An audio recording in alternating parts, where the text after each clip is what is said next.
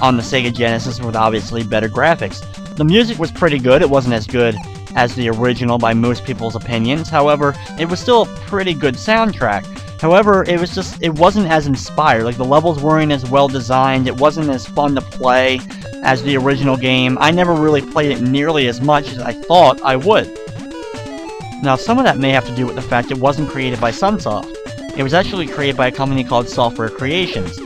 They also did Solstice and Equinox and a lot of other games during the NES and Super Nintendo and Sega Genesis eras.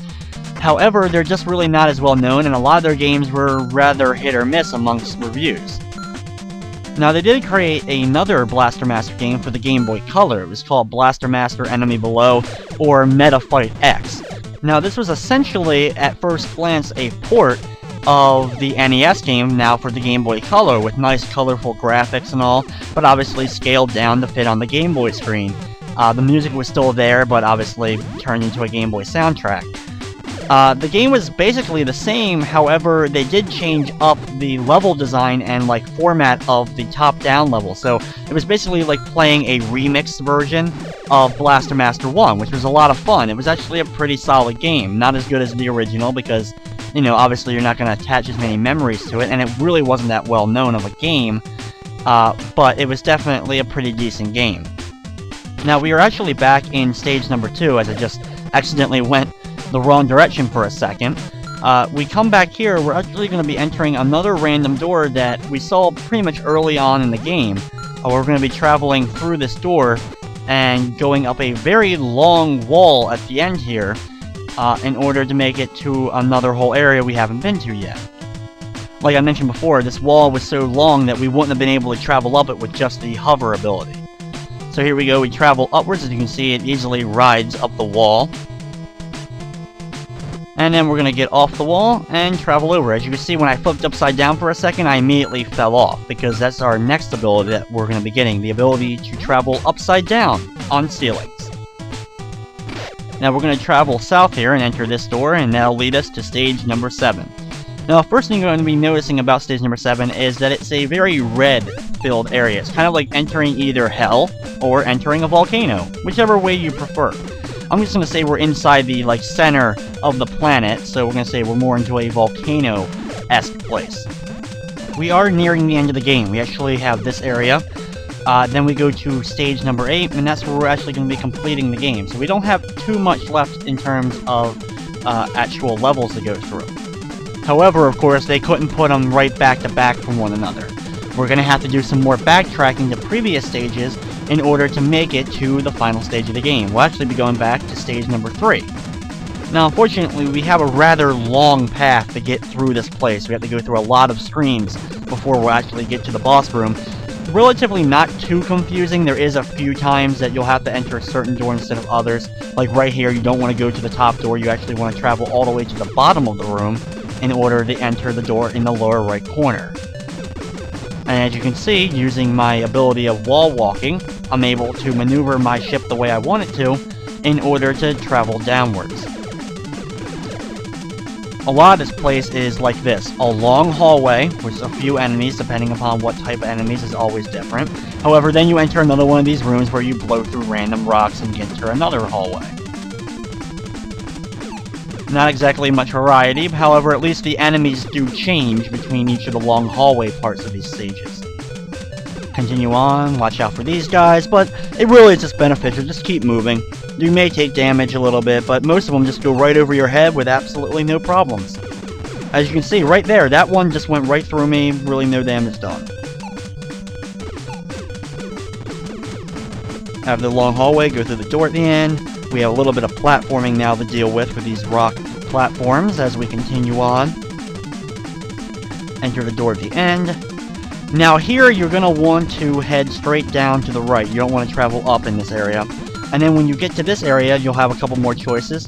However, we're just going to be heading straight to the right.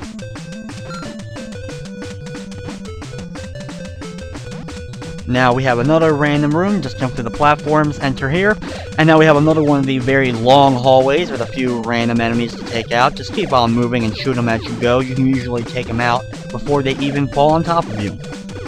When we get to the end of this room, our last room of the stage where the actual boss room is contained, we have to use a little bit of our wall crawling and wall abilities, just a tad in order to get through here, but not too much.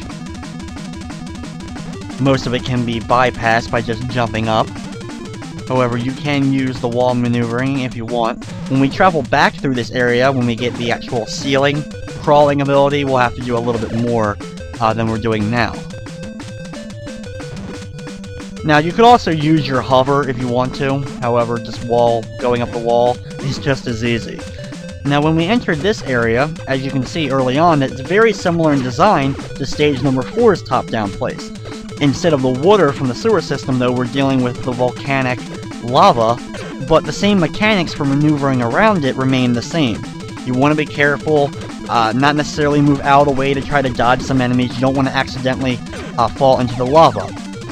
However, I do recommend starting to pick up the gun upgrades, and in this place, like you just saw, I was able to get a large gun upgrade quickly, and now you want to try to hold on to this as best as you can.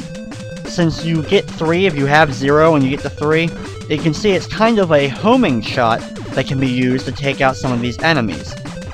Now, unfortunately, I did get shot there, so I lost one. However, I'm trying to build it up because we're going to be working on getting it fully up for the final boss battle of the game. Now, the good thing is, if you can actually get some gun upgrades during the course of this place, and then once you leave this area, you're actually going to keep all your gun upgrades, and you can't lose it on the main map because we're going to be inside the tank. So at least that's the one good thing.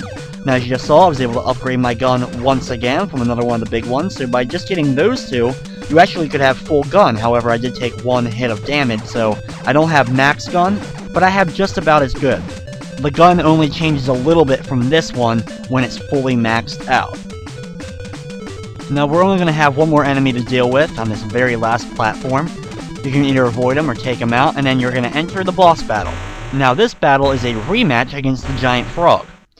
Now, the battle is very similar to the one before, just as expected. However, he is orange, and he moves around a little bit more quickly, as well as he's not as consistent when he opens his mouth.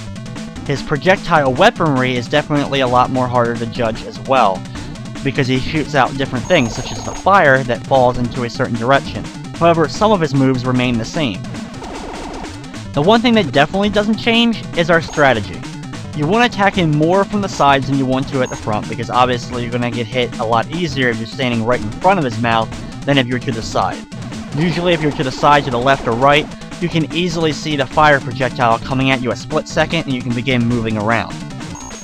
And since 2 of his 3 projectiles, only one of them actually travels towards you, moving on the sides is a very good strategy for not taking any damage. It may take a little bit to take him out because obviously his mouth doesn't stay open very long, and sometimes it doesn't even go open at all when he's jumping around. Sometimes you have to stop for a second and then continue to immediately start jumping again, so you have to be careful with that. However, just like the first one, it's pretty easy to tell where or so he's going to land, so that you can get your grenades ready to take him out. Once he's done, we'll get our second of the wall-moving upgrades, and now our battles with the giant frog are taken care of. So I guess in terms of the American storyline, since the Japanese one is different, by defeating the frog there, I guess maybe we have shrunk him, and now that we have our frog back. However, since we're still dealing with this whole thing, I guess we might as well try to find out the source of the evil, or the source of the problem. I'm not exactly sure what they were going for fully with the storyline, because you were just in here to fight and find your frog Fred. We've already done that twice, however, we still have another boss to go with. Obviously, in the Japanese version, you're going after a big invading alien force to take out, and these are just some of the random enemies that you have to face before fighting the leader of the aliens. In case you've never beaten the game and never seen the end boss of the game, the guy on the cover of the game, that weird-looking alien on the cover, that's actually the boss of the game, the final boss. You actually have one more boss after him, however, you don't see that one on the cover until the very end of the game. As a kid, since it took me almost forever and I didn't really beat this game till years after it was out, I never knew exactly what was on the cover of the game. Okay, so now we have to backtrack through stage number 2 in order to travel to the final stage of the game, stage number 8. thankfully, getting there, we had a little bit of a shortcut there, as we didn't have to backtrack too much in order to get back to this room, where the door that takes us to level 2 is located. Now, to get to Stage 8, we have to go back to Stage 3, like I previously mentioned, and we'll be using our new upside-down wall-crawling ability in order to get to that stage. And as we do our last little bit of backtracking, I figured I'd go ahead and mention the final game in the Blaster Master series, and that's the Blaster Master Blasting Again game for the PlayStation 1. Now, it was created by Sunsoft, it was released by Crave Entertainment in America, and it was a 3D version of Blaster Master. It overall did not get very good reviews, and it's not really that great of a game. If you've never played it before, I wouldn't necessarily recommend going out and finding it. However, unless you are a huge fan of Blaster Master and you've never heard of it, then it's definitely worth playing. However, I'm sure if you're a giant fan of Blaster Master, then you already know of it.